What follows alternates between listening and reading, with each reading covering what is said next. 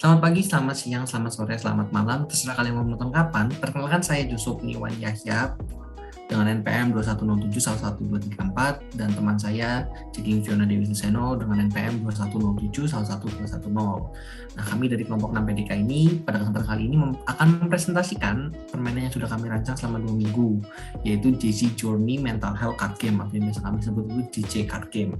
Kenapa sih kita memilih permainan kartu? Ya, karena kami mendapat tema yaitu tema permainan kartu. Lalu kenapa sih mental health card game? Ya karena kami berdua sangat concern kepada kesehatan mental pada anak remaja. Ya nggak anak remaja juga sih, pada ya masyarakat khalayak umum lah. Karena pada masa sekarang orang-orang itu kalau yang memiliki gangguan kesehatan mental itu dipandang enteng lah oleh masyarakat gitu.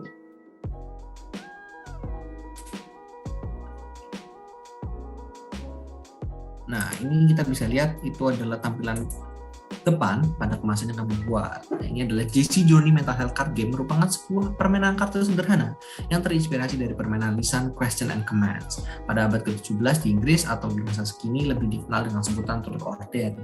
Nama permainan JC Journey ini sebenarnya dari dua kata, yaitu JC dan Journey. JC itu memiliki arti sendiri warna-warni, dan Journey yang seperti kita tahu artinya perjalanan atau petualangan. Jadi diambil untuk menggambarkan sebuah perjalanan warna-warni yang menerangi pikiran dan jiwa pemainnya.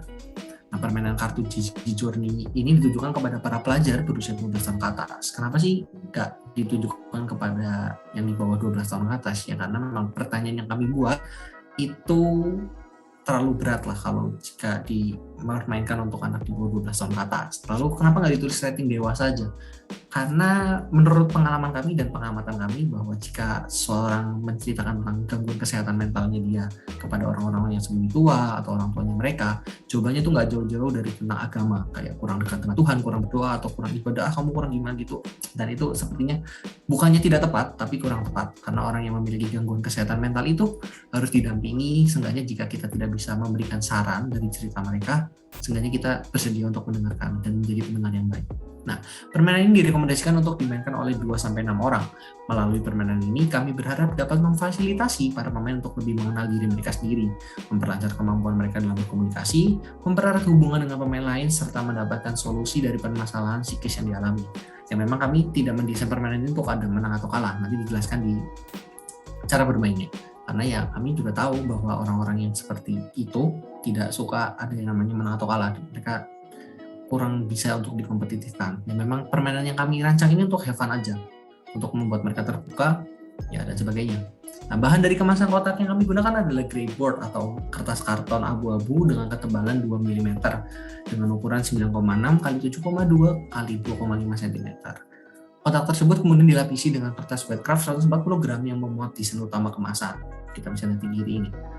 Nah, sedangkan untuk bahan dari setiap kartu yang kami gunakan adalah art karton 210 gram dengan ukuran 8,6 x 6 cm.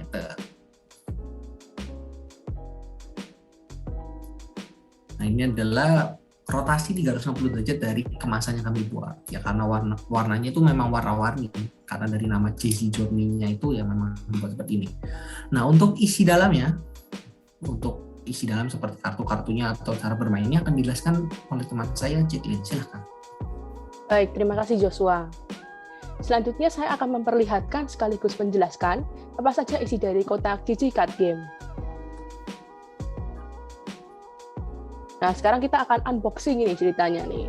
Seperti yang bisa kita lihat pada layar, ketika bagian penutup kotak dibuka, nampak setumpuk kartu yang berada di dalam kotak. Kartu-kartu tersebut meliputi kartu ucapan, kartu peraturan dan cara bermain, serta 3 deck kartu permainan yang masing-masing terdiri dari 12 kartu.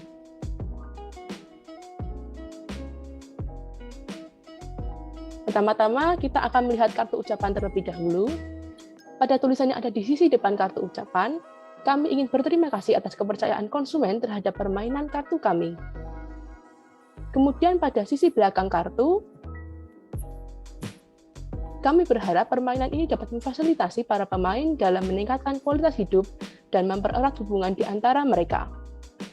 Kami sangat terbuka terhadap masukan berupa kritik dan saran yang membangun agar dapat membantu kami dalam mengembangkan permainan kartu ini di kemudian hari. Oleh karena itu, kami menyediakan sebuah tautan formulir yang dapat diakses dengan memindai kode QR yang terletak pada sisi kanan bawah kartu ucapan ini. Selanjutnya ada kartu peraturan dan cara bermain. Pada sisi belakang kartu, tertulis langkah-langkah dan aturan dasar dalam memainkan JJ Card Game. Peraturan permainan kartu kami sangatlah sederhana dan pastinya mudah untuk dipahami. Pertama-tama kita persiapkan ketiga deck kartu permainan, lalu susun berurutan dari kiri ke kanan. Susunannya mulai dari kiri, deck kartu biru muda yaitu Simple Truth, kemudian di tengah ada deck kartu kuning Deep Truth, sedangkan di sisi kanan ada deck kartu merah muda Dare Yourself. Kemudian pemain menentukan urutan giliran bermain dengan melakukan batu gunting kertas atau home pimpa. Pemain yang mendapatkan urutan pertama berhak mengambil masing-masing satu kartu dari ketiga deck. Pemain pertama harus menjawab pertanyaan dan melakukan tantangan yang tertulis pada kartu pilihannya. Setelah pemain pertama menyelesaikan bagiannya, pemain kedua diperbolehkan mengambil masing-masing satu kartu dari ketiga deck. Sama seperti pemain pertama, pemain kedua juga harus menjawab pertanyaan dan melakukan tantangan sesuai dengan kartu pilihannya, hingga tuntas. Setelah itu, pemain selanjutnya dapat bermain. Permainan dianggap selesai ketika seluruh kartu telah habis dibuka dan dimainkan. Nah, sekarang kita akan menyaksikan bersama simulasi singkat cara memainkan JJ Card Game. Seperti yang terlihat pada layar, ada 3 kartu yang berbeda-beda. Pada sisi kiri layar, terdapat kartu biru muda atau Simple Truth.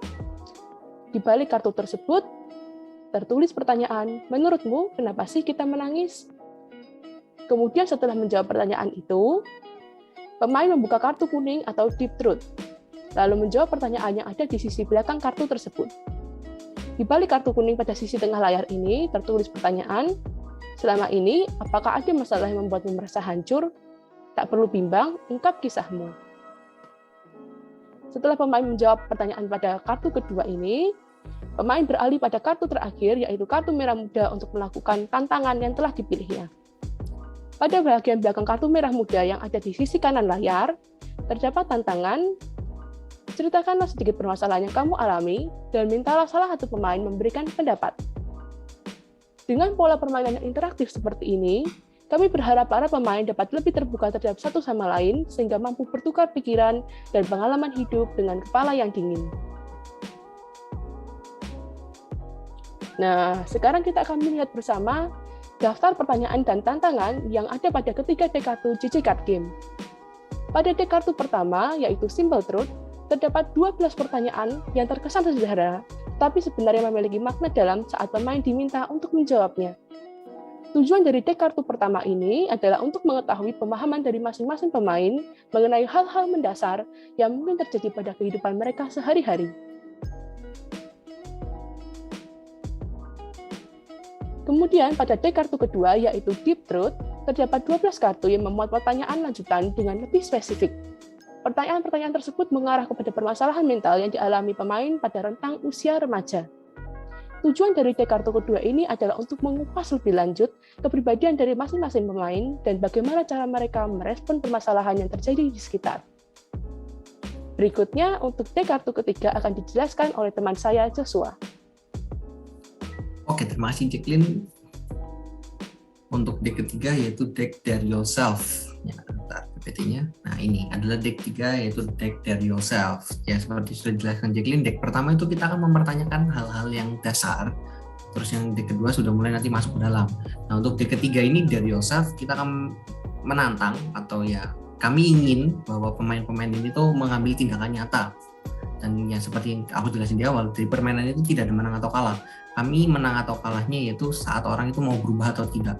Jadi ya ini adalah tindakan-tindakan nyata yang kalau mereka mau berubah, mereka bisa melakukan tindakan-tindakan yang ada di sini. Gitu.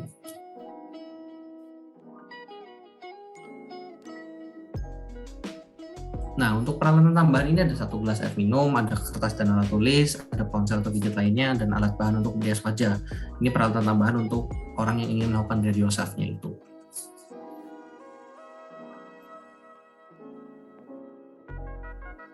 Nah, poster pemasaran ini. Nah, ini adalah poster pemasaran yang kami buat. Kami ada latar belakang dari deck yang kemasan yang kami buat. Ada namanya, ada mental health card game-nya, dan ada tulisan pre-order now. Dari pemasaran ini tuh sudah dihitung bahwa ya kami akan memasarkannya di anak-anak yang remaja yang memiliki gangguan-gangguan kesehatan mental itu. Nah, untuk harganya sendiri kami sudah menghitung biaya produksi dan pembagian keuntungan untuk para investor. Kami sudah bisa mendapatkan keuntungan 20% dari penjualan kartu dengan harga 50.000.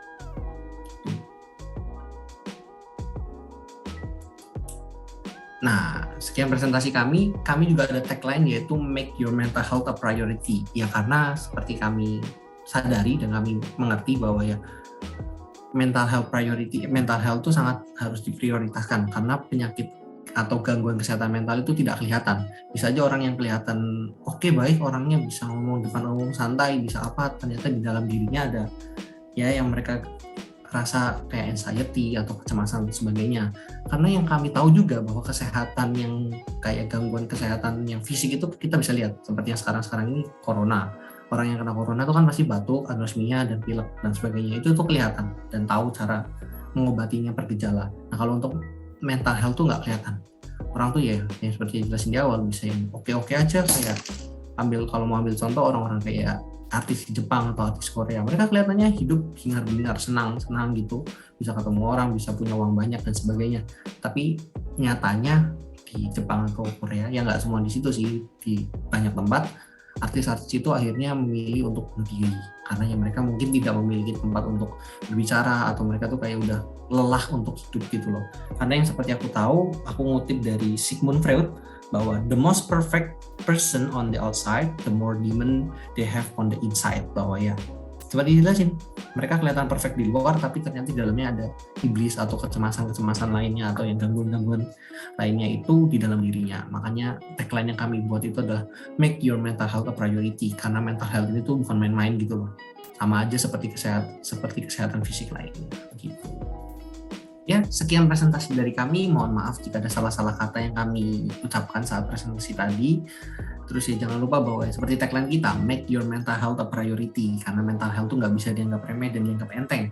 Bahwa kita tuh harus tetap maintain lah mental health yang kita miliki. Terus ya kami berharap juga ada timbal balik dari kalian yang menonton ini. Lalu ya terima kasih sudah menonton juga. Sekali lagi saya ucapkan terima kasih. Sekian dari kami, sampai jumpa di lain waktu. Dadah.